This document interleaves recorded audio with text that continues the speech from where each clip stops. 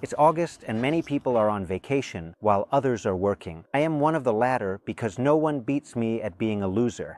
With this video, I begin a series of 5 chapters of Don't Watch It titled The Algebra of What Matters, dedicated to university students who are starting their professional journey. Because, as you can see, I find myself in an academic environment in the city of Boston, surrounded by beautiful early Gregorian-style buildings typical of a well-known university whose name starts with H and ends with D, but I won't mention it to avoid advertising.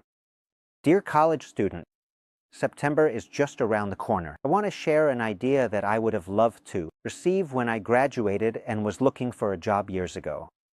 We live in a society where children are educated with the idea that anything is possible. If you are passionate about fashion or design, pursue your dream because you will be a fashion designer. If you are passionate about techno music and want to be a DJ, go for it. If you are also passionate about experimental cooking, put all your effort into it and sooner or later it will become a reality. I'm afraid not. Life isn't that beautiful. Let me share a reflection against the cliché. When looking for a job, don't follow your passion. That's right. What I propose to you is the opposite of what is usual. The worst advice you can receive in your professional life, the most cliched, is to follow the dictates of your heart. If someone advises you to follow your passion, it means that person has already succeeded. Those who recommend following your passion often have not applied this advice to themselves, at least not at the moment you are in.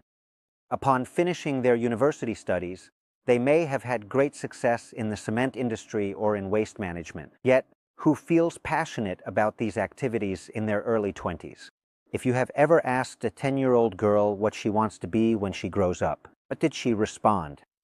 I doubt that his answer was to be a property registrar. Surely, like any young biped full of hope, he must have told you that he wanted to be a soccer player, singer, or astronaut.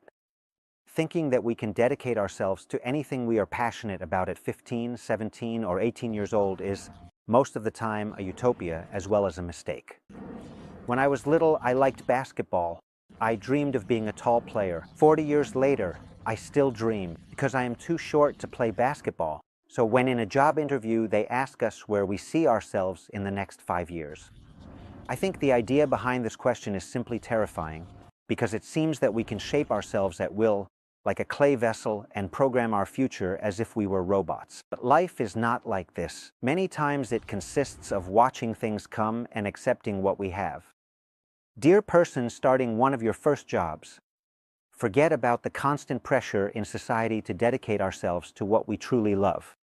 So now, dear university student, your only tasks are: the first one, not to follow your passion in the job market, and the second one I will tell you about in the next installment of this series. And speaking of following passions, it's not really my hobby, but the person I did follow was a series of commercials for 2 years in multiple countries to see what they do during their workday. To do this, I studied a database with hundreds of recorded engagements in dozens of countries, after which I wrote a text titled, "What do 21st century salespeople spend their time on?" I presented the results in this article published in this prestigious magazine related to the place where I am. More ideas in the next one, don't miss it.